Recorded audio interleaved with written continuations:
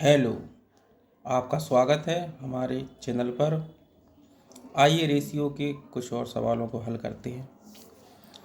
300 रुपये की एक राशि को पी क्यू आर में इस प्रकार से बांटा जाता है कि क्यू को पी से पी क्यू आर क्यू को पी से 30 रुपये अधिक मिलते हैं, आर को क्यू से 60 रुपये अधिक मिलते हैं, तो उनके हिस्से का अनुपात ज्ञात करें।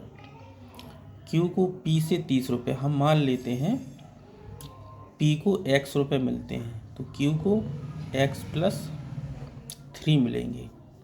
आर को क्यू से 60 रुपये मिलते हैं अधिक, तो इसको मिल जाएंगे 30 प्लस के 60। तो जी x प्लस के 30, x प्लस के 90, टोटल है 3, तो इनको हम जोड़ लेंगे, बराबर हो जाएगा 300 के। ये 3x प्लस 120 बराबर 300, 3x बराबर ये घट जाएंगे इसमें से 200 में से 20, 180 हो जाएगा। x बराबर 60 आ जाएगा। x बराबर 60 है तो p की वैल्यू आ जाएगी 60, q की वैल्यू आ जाएगी 60 प्लस की 30 यानी कि 90, और r की वैल्यू आ जाएगी 60 प्लस की 90 यानी कि 150। इनका कट जाएगा, 3 से इन्हें काट देंगे, 3 दूनी 6, 3 तिरका 9, 3 5 15, तो 2:3:5 इनका आंसर आ जाएगा। बी अपना आंसर हो जाएगा 2 3 5। आइए अगला सवाल हल करते हैं।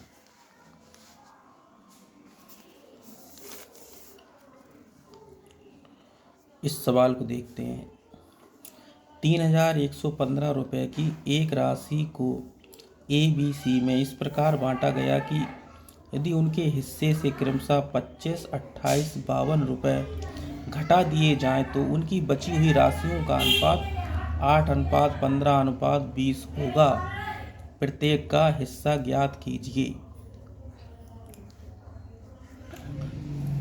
3115 रुपये की राशि है, इससे 25, 28 और 52 घटाया गया है, तब रेशियो अपना आता है 8:15:20। तो हम 3115 से जी घटा देंगे, 3115 माइनस के 25 प्लस के 28 प्लस के 52, 3115 माइनस के 10 5 15 15 6 तो 8 2 10 0 1 इतना बचेगा। तो इनका रेशियो अब 3010 रुपये इनके बराबर होंगे। हम मान लेते हैं कि 8x प्लस के 15x प्लस के 20x बराबर 3010। इन्हें जोड़ लेंगे, 28 और 15, 8 5 13, 3 3 1 4, 43x बराबर इतना, x बराबर बटे 43, 7 बार जो कट जाएगा यानी 70 आ जाएगा। x का मान आ गया 70। प्रत्येक का हिस्सा हमें बताना है।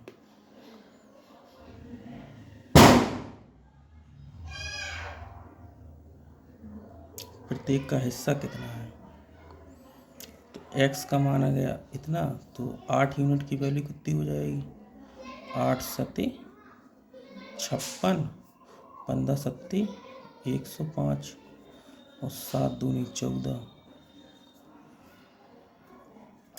अब इनमें अपन लोग 25 जोड़ देंगे, इसमें 28 जोड़ देंगे, इसमें 52 जोड़ देंगे, तो जी हो जाएगी 585 और 1078 1452, ये अपना आंसर हो जाएगा।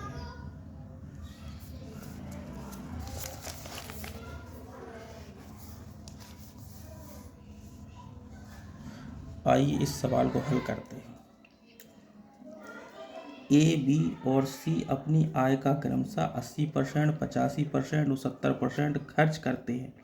यदि उनकी बचत 8:9:20 के अनुपात में है और ए और सी की आय के बीच का अंतर 18,000 रुपये हो तो बी की कुल आय बताइए।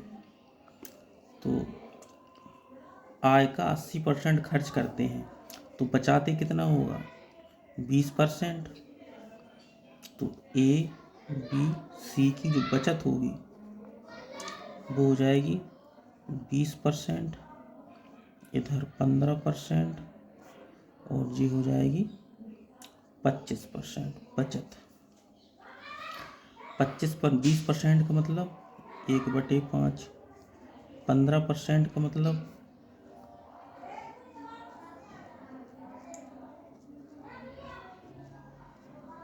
3/20 और 25% का मतलब 1/4। ये उनकी बचत है और ये है अपनी इनकम। यदि अब इनकी इनकम निकालेंगे अपन, आय। 1 यूनिट की वैल्यू 8 है तो 5 यूनिट की वैल्यू कितनी हो जाएगी? 40। 3 यूनिट की वैल्यू 9 है तो 20 यूनिट की वैल्यू कितनी हो जाएगी? 3 त्रिका 9, 20 60। 1 यूनिट की वैल्यू 20 है तो 4 यूनिट की वैल्यू 80 हो जाएगी। उनकी आय 40, 60, 80 हो गई। अब हमें दिया है कि ए और सी की आय के बीच का अंतर। ए और सी की आय के बीच का अंतर कितना है? 40 का। तो 40 यूनिट की वैल्यू 18,000 है। बी की पूछी है, बी की कुल आय, तो 60 यूनिट की वैल्यू हमें निकालनी है। 18,000 बटे 40 गुणे 60, 20 60, 20 दूनी 40, 9 तिया 27, 27,000 हमारा आंसर हो जाएगा।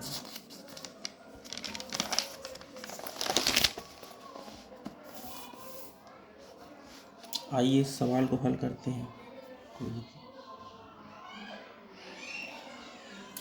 एक साल पहले ए और बी के वेतन का अनुपात 3:4 था तथा उनकी सैलरी का पिछले वर्ष तथा वर्तमान वर्ष का अनुपात क्रमशः 4:5 और 2:3 है।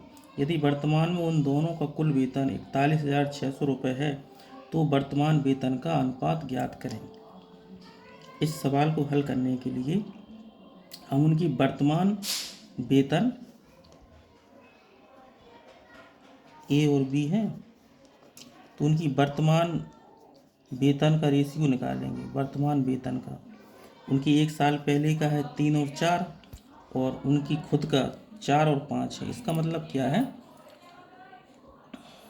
ये जो 3 है, 3 गुणे वर्तमान का निकालेंगे तो 5/4 का गुणा कर देंगे इसमें और इसमें कर देंगे 4 गुणे 3/2 का।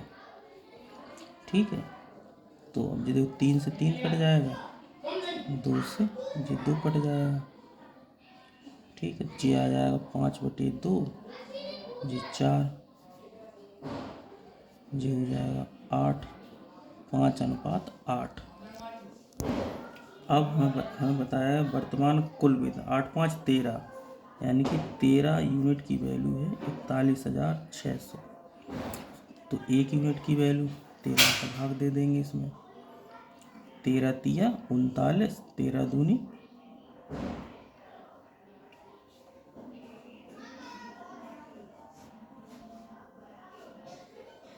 13 तिया 39, 13 दूनी 26। ठीक है, 3200 आ जाएगा। तो वर्तमान वेतन का अनुपात ज्ञात करें। तो वर्तमान का रेशियो 5 और 8, तो जी 3200 गुणे 5 और 3200 गुणे 8, दो,